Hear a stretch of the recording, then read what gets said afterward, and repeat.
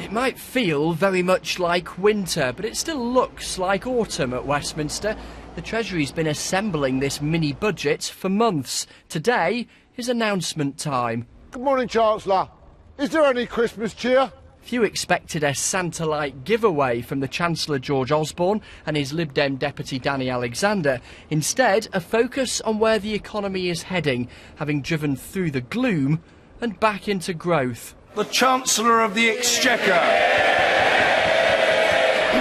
Mr. Speaker, Britain's economic plan is working. But the job is not done. We need to secure the economy for the long term. And the biggest risk to that comes from those who would abandon the plan. On the detail, the state pension will go up by £2.95 a week from next April, but the pension age for younger people will rise in the long term. We think a fair principle is that, as now, people should expect to spend up to a third of their adult life in retirement. Based on the latest life expectancy figures, applying that principle would mean an increase in the state pension age to 68 in the mid-2030s and to 69 in the late 2040s. But there is money to ensure all infants in England can have a free school dinner. This autumn statement has found the financial resources to fund the expansion of free school meals to all school children in reception, Year 1 and Year 2, announced by the Deputy Prime Minister and supported by me.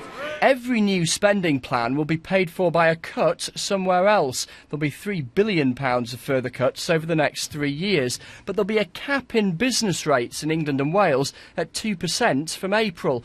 Next year's fuel duty rise has been cancelled and the car tax disc will be scrapped, but not the tax itself.